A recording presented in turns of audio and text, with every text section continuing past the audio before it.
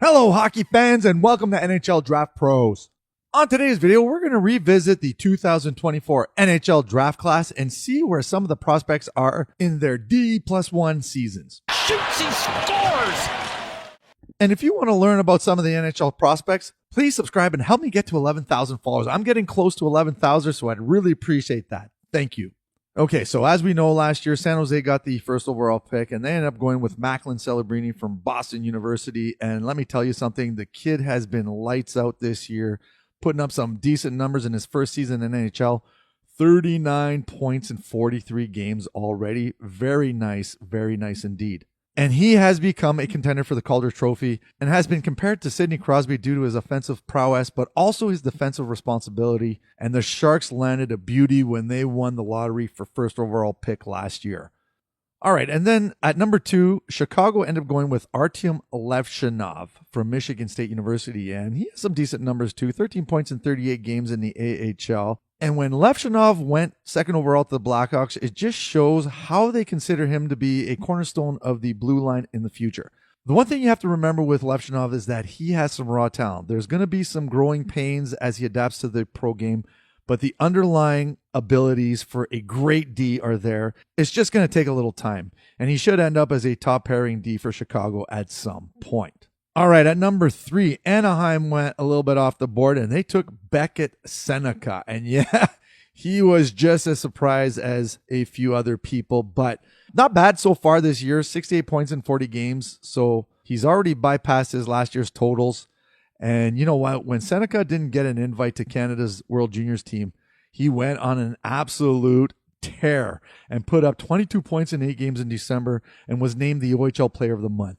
And the overall progression has been good in his D+1 season, but he still projects as a top-line winger, so that was a nice pickup by Anaheim at number 3.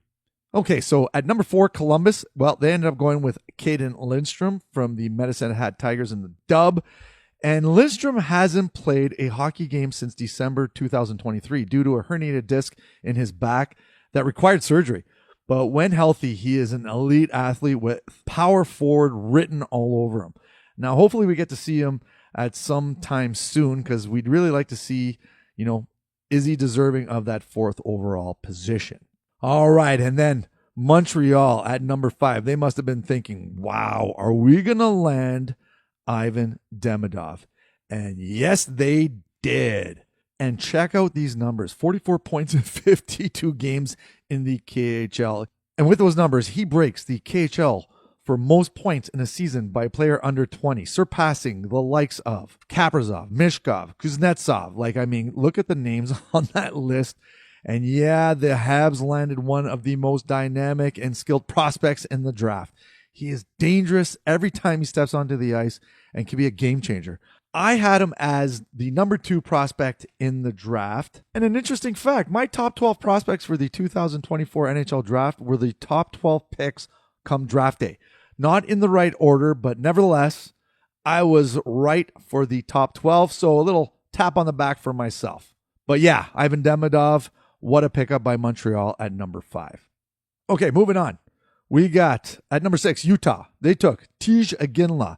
And before going down with a hip injury that required season-ending surgery, the Kelowna Rocket had 32 points in 18 games. It's difficult to determine his progression based on a small sample size this year, but the potential is there, and that's why he went number 6 to the Utah hockey team. All right, number 7. And Ottawa went with Carter Yakimchuk. And listen, when a prospect makes it to one of the last cuts on his parent NHL team, that says a lot about his training camp, and Yakimchuk did that with sense. So it was kind of surprising that he didn't get an invite to Team Canada's World Junior Team selection camp. There are still some things to work on defensively, but man, he's young and time is on his side. So Yakimchuk at number 7 to Ottawa. Okay, number 8, Seattle. They went with Berkeley Catton, the Cat. And check out these numbers, 71 points in 38 games. So he's on pace about the same as last season. Catton has continued to progress well for the Spokane Chiefs in the WHL this season and got a boost when Andrew Cristal joined the team. Let me tell you something. The two of them have been terrorizing the dub lately.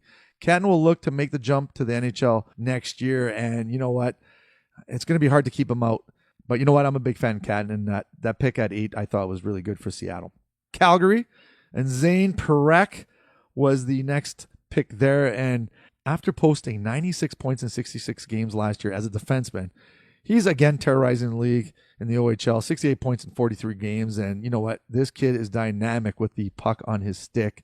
And yeah, he's the kind of player that can run a power play. Just got to work on his defensive play, though. A little bit of things he's got to fix up. But otherwise, I mean, in terms of offense, yeah, he checks off all the boxes. Okay, and then finishing off the top 10, we got New Jersey. They went with the big 6'7" D, Anton Salayev out of Russia. And guess what? Progression's been well. He's already almost surpassed his points from last year. He's got 10 points in 48 games, which is what you like to see, and working on his defensive part of his game. But you know what? Once he makes the jump to the NHL, he's going to be a force on that blue line for Jersey. Okay, the next 20 here we got at San Jose at 11. They went with Sam Dickinson from the London Knights. And check out these numbers, 58 points in 37 games. Yep.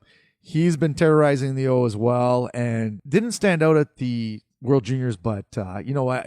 He's young. He's born in June, so he's a young draft eligible player, and he's progressing well, obviously, for the London Knights. At 12, we got Zeev Buium to Minnesota, the University of Denver standout, and last year had 50 points in 42 games. This year, looking about the same in terms of his points.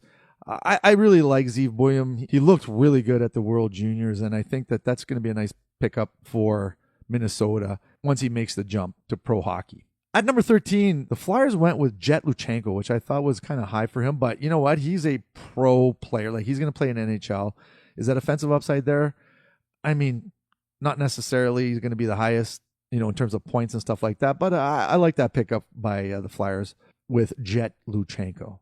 All right, at 14, Buffalo. They went with Konsta Helenius. And check out these numbers in the AHL, 18 points in 37 games. So not bad at all for the young Finn. And he's another player, like good middle six potential. I don't see him running a top line, so we'll see what happens in the future for him. Detroit, they went with their, you know, prototypical player, Michael Branstad-Nygaard at 15. And playing in the SHL, he has 11 points in 30 games. So, you know, nothing too extraordinary in terms of offense, but he's that dependable two-way player with a great shot. So he went to Detroit at 15. 16, St. Louis, they went with the big D, Adam Jiricek, brother of David Jiricek. And yeah, he's a big kid, 6'3", 180 pounds, got to beef up a little bit. But in the OHL with Brantford, 9 points in 18 games. So some things to work on for him, but he's more of a defensive type D for sure. 17, Washington went with Tarek Parasak, and he was just a menace last year in the dub, 105 points in 68 games. This year, following up 63 points in 45 games. Not a huge progression, but nevertheless, the defensive upside is there for him as well. 18, Chicago, they went with the dependable Sasha Boiver out of the USHL. This year, playing in North Dakota, has 19 points in 25 games, so not bad. Good progression there. Again, he's not really, you know, relied upon for his offensive output, so, you know, to see some decent numbers like that definitely helps out for the young prospect going to Chicago. All right, number 19, Trevor Connolly went to Vegas. And yeah, you know what? He was an enigma. He played really well at the World Juniors, I thought. Has 11 points in 15 games for Providence. It's going to be interesting to see his progression, you know, to be honest with you. I want to see how he goes. He has some off-ice issues, but definitely is a decent player for sure. All right. At number 20, the Islanders, they landed Cole Eiserman. I thought this was a great pickup by the Isles. And look at this, 23 points in 24 games. So he's at a point per game in the NCAA playing for Boston University. So, you know, total shooter, World Juniors, same thing. Relied on him for you know, scoring those big goals. Power play kind of guy. But the rest of the game needs a little bit of work on too. All right. And then at 21, we got Michael Hage, the Habs. Another steal, I thought, for the first round. And check out these numbers. 28 points in 25 games playing for U Michigan. Unreal. The young Wolverine has been putting up some decent numbers for sure. Now, he's another Canadian prospect that was snubbed by Team Canada at the World Juniors, but his play for the Wolverines has been great. And there are some parts of his game that need some work, like his off-puck play, but he looks to be a future NHL player with some offensive upside for sure. All right, then moving down the line, just going to touch on a few of these players here. So Jäger Stern to Nashville, Stian Solberg, Anaheim, Cole Baudouin to Utah, and then Dean Letourneau to Boston. But one player I want to talk about is Liam Greentree, right on my neck of the woods here. and he plays for the Windsor Spitfires. And check out these numbers: 81 points already in 48 games. Him and Misa have been battling back and forth for first overall and scoring in the O, but yeah, he's an offensive threat every time he's on the ice. And you know what? His skating actually improved, and he's a big kid, 6'3", 200 pounds.